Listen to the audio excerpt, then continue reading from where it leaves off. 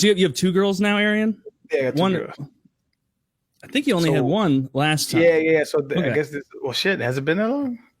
Maybe. How old is your youngest? She's 2.5. She's gonna be 3 in November. Oh, well, then no, you definitely had two kids last time. Okay, yeah. You were here. Okay. Yeah. You gonna try for any more?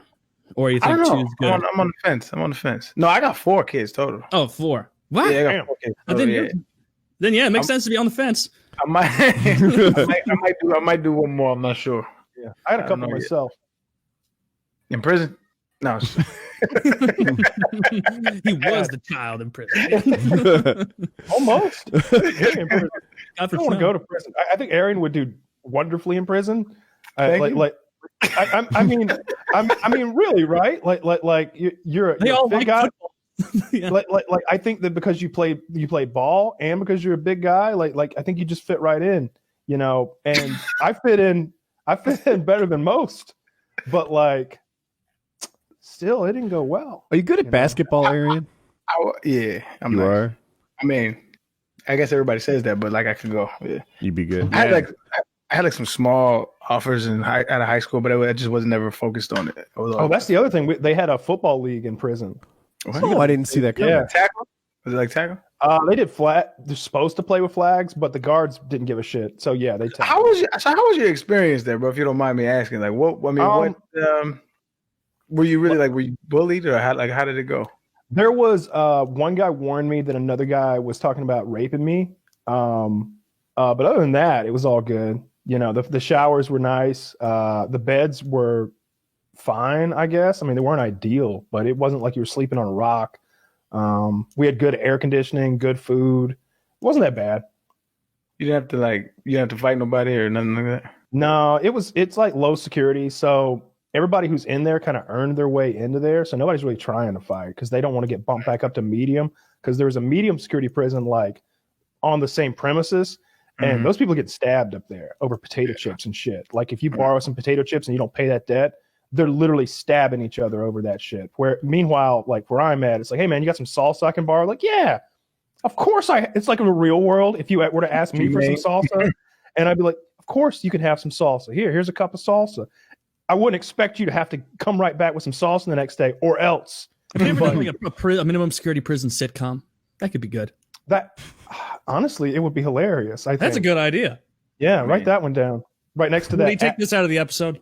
Right next to that. Right next to my consent app. Now, Kyle, you befriended a couple bigger, stronger guys. Do you think that other prisoners recognize that relationship, or were like, fuck with Kyle, fuck with Snow, I don't want that? Or do you think that really didn't play a big role? I don't know. It's possible it did. I don't think I would know if it had, though. Like for all I know, not befriending Snow and not befriending the big black guy, and not befriending all the white guys too, and like trying to get somebody from each racial camp. If I hadn't done that, like for all I know, I would have gotten like beaten up, or somebody would have tried to fuck me or something like that. Was that a real threat, or you like is it jokes? Like somebody? No, it's a real threat. Yeah, I was there's a black guy that I'd been like friends with, and I noticed his radio was busted. Yeah, we use these radios to watch TV. Like it's the only way to get the audio. Like the TV's muted, but you can get this little handheld radio with earphones, and you can dial it into like digitally to what the TV's playing, and then you can. I noticed his was busted. They're like $75 in there. And you can only have so much commissary per month. And I noticed his was busted, so I was like, "Hey man, see your radio's busted there. And like I'm gonna be out in 60 days. I got a brand new radio here. You can have my radio when I get out. How about that?" He's like, "For real?" I'm like, yeah, no big deal. What am I going to do with a radio? I'm going home. I've got my car has one. Back, and he was just like so appreciative of that. Like he was always bringing me free shit. Like he was, I couldn't get Diet Pepsis one time, which was like the only soda in there that I wanted to drink. And like he went and like pulled some kind of favor and like found some Diet Pepsis out of the back or some shit and like brought them to me. But anyway, he came by one day. He put a 6-pack of sodas in my cell, and he's like, "Yo, dude over there said he trying to get with you." And I'm like in bed, like reading a book, and I'm just like, "What?" Like, yeah, yo. He said he gonna get with you. And I'm just like, fuck. And that was like 2.5, 3 weeks into my prison stay. I had just started to feel comfortable. I had gotten like good clothes to wear, like out of the commissary, like sweats. So I'd have to wear that scratchy ass prison uniforms. I had like sweatpants, a sweatshirt. Like I had a nice pillow that I had made myself.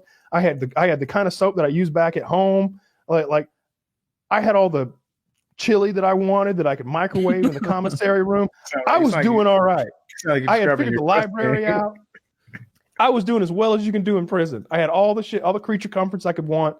And then this dude's like, yeah, somebody over there, he just points to the other side of the dorm, wants to fuck you in the ass. And I'm just like, oh no. He didn't say who? Like, he didn't say he didn't say who, and he wouldn't say who. And I was just like, because that's snitching.